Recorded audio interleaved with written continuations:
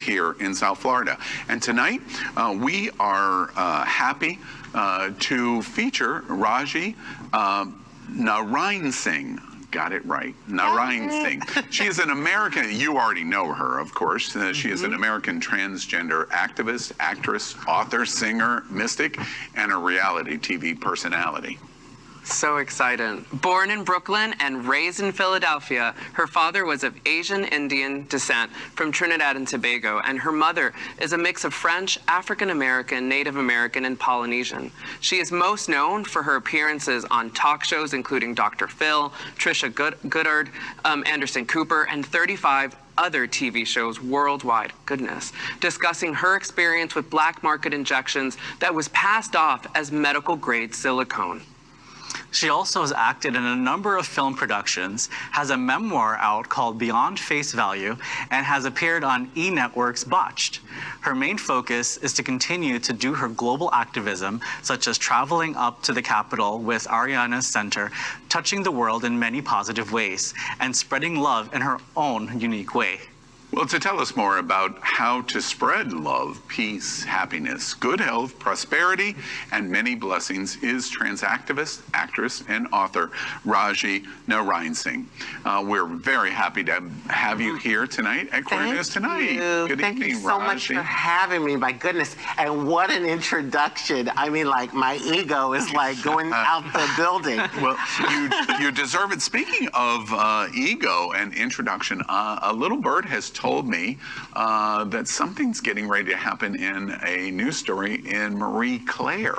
Can you believe it? I absolutely can. Tell us about what's happening there. I'm really curious. Well, when I got contacted, I was absolutely surprised, okay? Because let's face it, I'm a trans woman of a certain age, okay? And I've been through some things. So when you think of Marie Claire, you think of, like, you know, young and beautiful and high fashion. And so when they contacted me, I was like, wow. But see, you know what? That shows that the true beauty is from within, and obviously they've connected with that. So I'm going to be doing an online presentation tomorrow, and then I'm going to be featured. They're going to do a little article on me. Oh, that is awesome. Now, of course, everyone, all of us, we were talking about this when you arrived in the studio about E's Botched. Who has not watched that episode?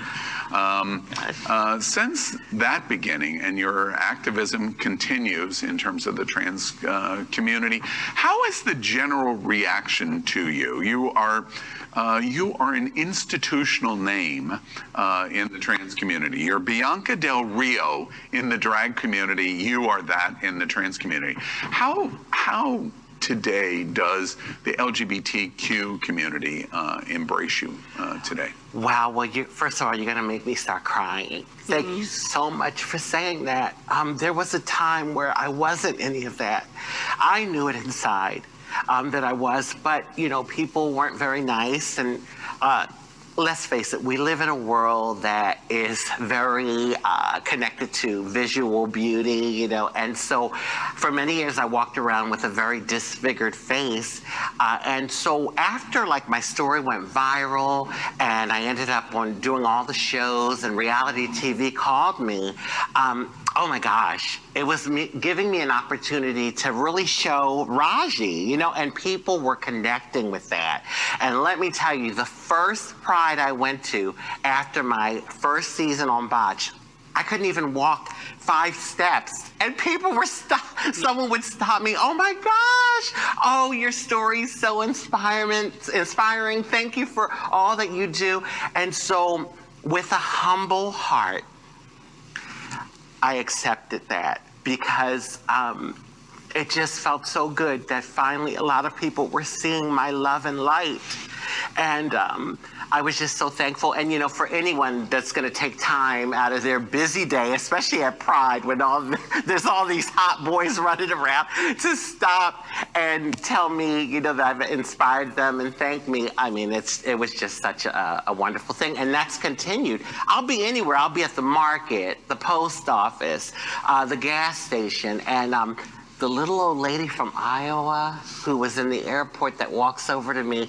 Our lives have nothing in common, but she saw my story and she's like, oh my God, you were so inspiring. There's something to say for that. You know, Rajee, so that's reaction in our community, prides, etc. How is the reaction to people that are not familiar with you in the general population community? What kind of reaction do you live with on a daily basis? Wow. What is it like to be Rajee and walking through the life that you walk through?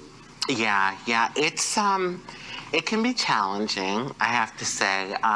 You know, people that, like in the non-LGBTQ community that saw me on Botched and know my story, oh my God, it's like 90% love. You know, like I said, people that I least expect, like, you know, the little white lady from Iowa that was probably in her 80s that came over and said hello. But the ones that don't know my story, that is another story, another story. I mean, really. Are you treated badly? Yes, I can be. You know, it used to be a lot worse, and I think it has something to do with the climate of trans in this community, because more people are like, you know, educated and they know about trans. At least when they see me, it's like, oh my God, what's that? You know, they've been exposed in some way. But, you know, I still get the stares and you know, people laughing. Does it hurt? Of course it hurt. Yeah. Even now, even with everything that you've been through and your level of experience of this, it hurts even still today. It does, but it doesn't beat me down like it used to. It doesn't beat me down like it used to. Before, I would be almost paralyzed and so hurt to my core. Now, I kind of let it, you know, slide off like, you know, water on a duck's back. Yeah, well, that is good. You know, Rajee, one of the observations that you make, I just have to see it in here. We just reported this recently at Queer News Tonight. There was a very significant study that was done, a survey of American public attitudes toward the trans community. And there was a very sizable percentage, way over majority support of the trans community. And one of the things that came out of this very big study that we reported at Queer News Tonight was that when people became more educated about the trans community, the more accepting that they became. Their rejection was ignorance. So as a result, with what you've been through, and especially over the last 4 years, the trans community has been made the wedge issue of LGBTQ by radical evangelicals and the radical far right, extreme far right, but that's not the majority of the American community. But I'm curious, what does an activist like you, how do you respond, how do you react to what you're seeing in some of the state legislatures and some of the most conservative Republicans, what they're doing to the trans community and how they're responding? How do you feel about what you're watching right now? Well, first of all, I want to say that sometimes I have to actually pinch myself, because as a transgender, multiracial woman of color, I can't believe I'm here. All that I've been through, all the discrimination and the physical attacks that I've gone through, that I'm still here to see today, and to see that we have taken some steps in equality and equity. When I see people, these conservative far-right people trying to pass these ridiculous laws, first of all, backlash comes to mind. Fear, you know, fear of the unknown. I think if people took time, and you know, today there's no excuse. Google. We walk around with phones in our hands, they're computers. You can research a topic and know a little bit about it. So it is very, very distressing, and it's just their way of continuing to suppress the LGBTQ community. Yeah. Rajee, did I just hear you make a comparison to your story and Celie in the color purple? You're here. You survived. I can't believe it, but I'm here. I'm here, God. Hey, listen, that was a great movie, okay? Yeah. So thank you for the compliment. Yes, it was a compliment. Where do you see the trans activism that you represent the trans community. What do you see is going to happen next? What do you hope is going to happen next? Well, I mean, listen, let's face it, I'm a bit of a dinosaur here in South Florida, so I think I probably worked with every single LGBT outreach organization at some point. Ariana Center, Trans Inclusive, and now I'm with TranSOCIAL as an outreach activist. So we're doing a lot of wonderful things. We were fortunate to get some grants, so we're providing, groceries for the community, assistance with bills, like, light bill and internet bill. And so when you're able to do those things for the community, it's more of like an empowering, uplifting energy. And I think that what we need to do as trans people and LGBT people, because let's face it, we're all family and there's power in unity, is to continue the fight. Ashley Mayfaire, one of the directors of TranSOCIAL, she said this the other day. She says, Rajee, this is a life's work. We might not live to see the full extent of equity and equality for the trans community, but at least we're going to help with the fight, and hopefully, if not our generation, generations to come will get there. Rajee, I quite imagine in 1969, Marsha P. Johnson could have said the exact same words that just came out of your mouth. And we're still fighting in our community, and Marsha P. Johnson didn't get to see it. Sylvia Rivera didn't get to see it.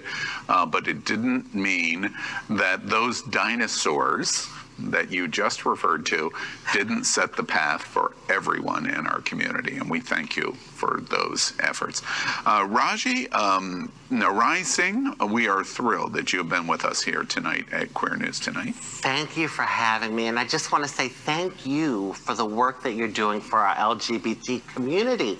It's nothing like, taking control, having a news outlet that can tell the news the way we like to tell it and, inspire and uplift our community. Yeah, well, thank you for that. And we thank you for everything that you're doing. And you've got a lot of years of advocacy ahead. You're not getting off the hook yet. Oh, my God. You've got a lot of work to do. I feel like an 80-year-old woman. Well, we'll give it another 25 years before we get to that point. Okay. All right. Well, that is, again, thanks, Rajee, for being with us tonight at Queer News Tonight. Well, that is today's news for the LGBTQ community on the world's first and only daily LGBTQ evening news show. Is our community important to you? Goodness, yes. And after that, I'm so emotional for so many reasons. Thanks for sharing that story with us, Rajee. Then help us by liking and subscribing. Ring the bell for updates. Share this news. We're the only LGBTQ television live video news in the world that is out of the closet and into the headlines. We need your support. I'm your anchor, Al Ferguson, and on behalf of anchors Dr. Julio Capo Jr. and Cal Gajraj, we will see you daily and tomorrow night at 7 p.m. Good night.